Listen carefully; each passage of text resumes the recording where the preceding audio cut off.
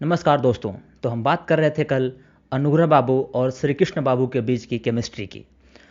तो बिहार में 1938 में अंग्रेजों के टाइम में पहला कांग्रेस का मंत्रिमंडल बना। इसमें दोनों नेताओं के बीच पूरी सहमति थी। 1946 में श्री बाबू के नेतृत्व में सरकार बनी। उस वक्त भी कोई दिक्कत नहीं थी। 1952 में चुनाव हुआ तो उस वक्त भी कांग्रेस श्री बाबू और अनुग्रह बाबू के नेतृत्व में ही चुनाव लड़ी। श्री कृष्ण सिंह और अनुग्रह नारायण के रिश्तों में टर्निंग पॉइंट तब आया जब 1957 के बिहार विधानसभा चुनाव होना था। गणेश शंकर विद्यार्थी कहते हैं 1957 में केवी सहाय यानी कृष्ण बल्लभ सहाय के लोगों ने दोनों के बीच मतभेद डालना शुरू कर दिया था, लेकिन इस लड़ाई को मॉनिटर कर रहे थे अनुग्रह नारायण के बेटे सत्येंद्र नारायण सिन्हा। अनुग्रह नारायण श्री बाबू के खिलाफ बिल्कुल खड़ा नहीं होना चाहते थे। इसमें मुख्य भूमिका उनके बेटे की ही थी। गणेश शंकर विद्यार्थी बताते हैं कि राजपूतों का एक गुट अनुग्रह बाबू को बढ़ा चढ़ा रहा था, लेकिन चुनाव में नतीजा श्री बाबू के पक्ष में गया। श्री बाबू की जीत हुई तो अनुग्रह बाबू उनके घर पहुंचे और दोनों गले मिलकर रोए। अनुग्रह बाबू ने कहा कि कुछ नासमझ लोग के बहकावे में वो आ गए थे। ऐसा नहीं है कि विधायक दल के नेता के चुनाव में राजपूत विधायकों ने अनुग्रह बाबू को ही वोट दिया, बल्कि बड़ी संख्या में राजपूत विधायक तो श्री बाबू के साथ भी थे।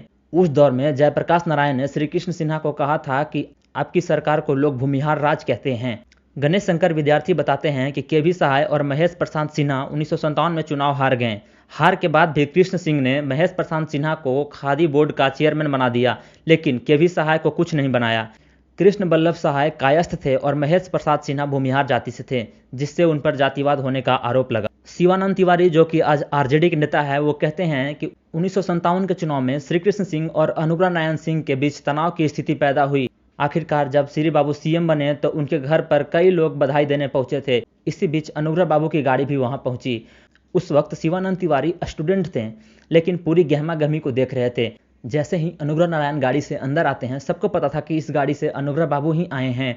जब श्री बाबू ने देखा कि अनुग्रह बाबू की गाड़ी आई है तो उस उम्र में भी दौड़कर वो उनके पास मिलने गए। अनुग्रह बाबू के पोते यानी सत्येंद्र नारायण सिन्हा के बेटे निखिल कुमार दिल्ली पुलिस कमिश्नर और राज्यपाल भी रह चुके हैं। निखिल सिंह कहते हैं कि जब उनके बाबा का जुलाई 1957 में निधन हुआ तो वो अपने घर श्री बाबू को फूट फूट कर रोते देखा है।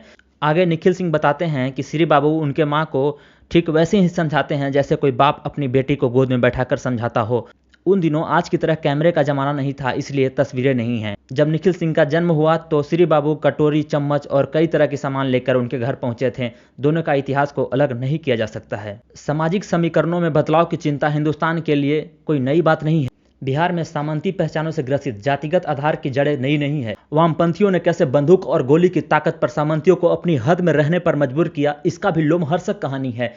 बिहार सरकार की ओर से 1971 में मुंगेरी लाल आयोग का गठन और लोकतंत्र को बचाने के लिए 1974 में जेपी आंदोलन भी उनमें से एक है। महंगाई, भ्रष्टाचार और बेरोजगारी को दूर करने के साथ साथ सामाजिक परिवर्तन का नारा दिया गया। जाति तोड़ने और अंतरजातीय विवाह से सामाजिक भेदभाव को खत्म करने के लिए कई स्तर से कोशिश किया गया। नेतृत्व का सामाजिक समीकरण बदला। समाज के अंतिम पंक्ति पर बैठे पिछड़ों और शोषितों को नेतृत्व करने की पहली कतार मिली। 1977 की जनता पार्टी की सरकार ने कर्पूरी ठाकुर के इस विचारधारा के सर्वमान्य नेता थे। जनता पार्टी की सरकार ने 1978 में उन सिफारिशों को स्वीकार करते हुए मुंगेरी लाल आयोग को लागू कर दिया, जिसमें 128 पिछड़ी जातियों को पहचान करके सामाजिक न्याय करने की फार्मूला बनाया गया था। हालांकि स्वर्ण जाति के लोग कल तक के सर्वमान्य नेता कर्पूरी ठाकुर को पिछड़ी जाति के नेता समझने लगे थे और जाति की राजनीति खत्म होने के बजाय और गहराने लगी।